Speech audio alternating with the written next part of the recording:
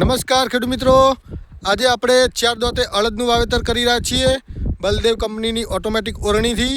તો મિત્રો વિડીયોને જોતા રહેજો। તો અહીંયા તમે જોઈ શકો છો બલદેવ કંપનીની ઓટોમેટિક ઓરણી છે 5 દોતાવાળી, અને એની અંદર 4 દોતે આપણે અડદનું વાવેતર કરી રહ્યા છીએ અને સાઈડમાં ઈંધાણિયા લગાવેલા છે। તો એનું એકદમ પરફેક્ટ કામ છે, એ આપણે વિડીયો અંદર બતાવીશું।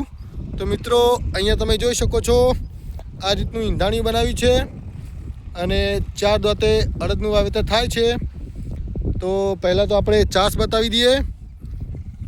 આ રીતે ચાસ થાય છે અને આ લીટી થાય છે।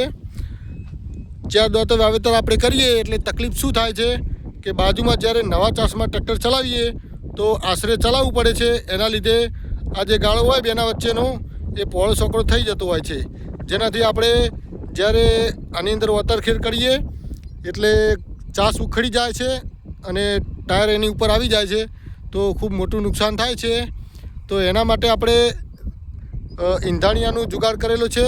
તો આવી લીટી થાય છે, એ લીટી ઉપર આપણે ટ્રેક્ટરનું આગલું ટાયર ચલાવવાનું એટલે પરફેક્ટ જે આ માપ છે આપણે 27 ઇંચનું રાખ્યું છે, તો બધા 27 ઇંચના થઈ જાય છે। જો 1 2 3 4 આ ચોથો છે અને આ બંનેનું માપ પણ આના જેટલું જ થઈ જાય છે। તો મિત્રો આ રીતે આપણે ઈંધાણિયું બનાવ્યું છે। તો કોઈ પણ મિત્રોને બનાવવું હોય તો વિડીયો અંદર જોઈને બનાવી શકો છો। તો અમુક મિત્રોને અહીંયા આ સ્પ્રિંગવાળું આપણે બનાવ્યું છે જે ફૂલ સક્સેસ છે।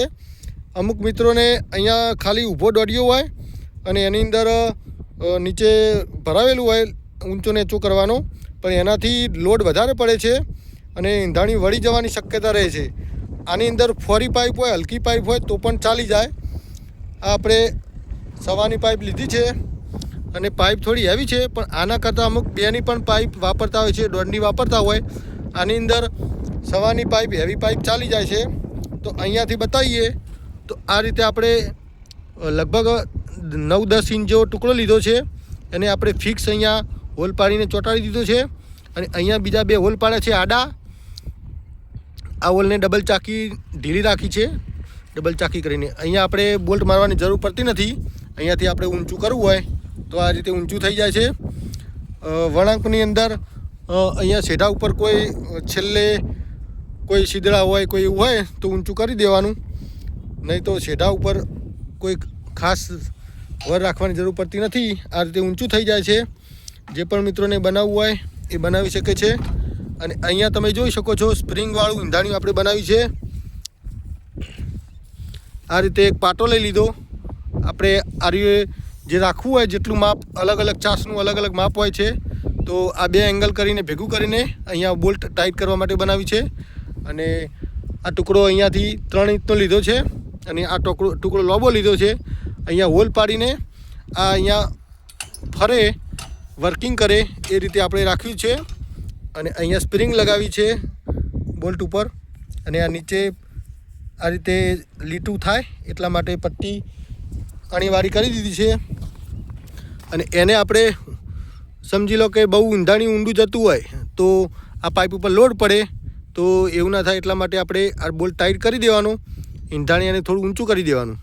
અને જો લીટું ઓછું થતું હોય તો બોલ્ટ નીચે ઉતરવાનું, તો સારું લીટું થાય। તો એ રીતે ઈંધાણી બનાવ્યું છે આપણે, ફૂલ સક્સેસ છે, ખૂબ જ સારું કામ આપે છે, લીટું પણ સારું થાય છે।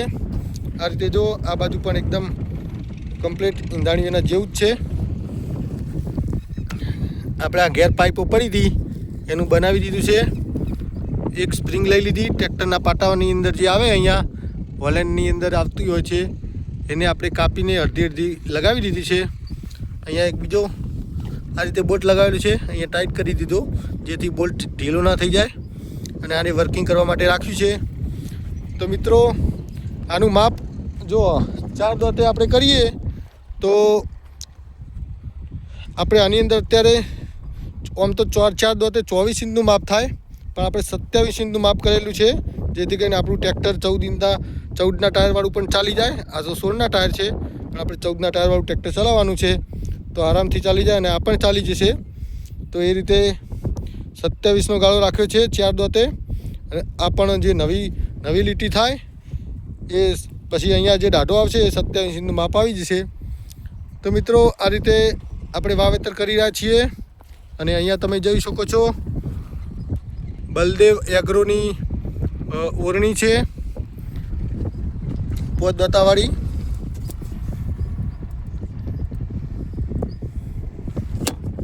આ રીતે આપણે કામ કરી રહ્યા છીએ મિત્રો. વિડીયોની અંદર માહિતી ગમી હોય તો વિડીયોને લાઈક કરી દેવો અને બીજા મિત્રો સાથે શેર પણ કરી દેવો.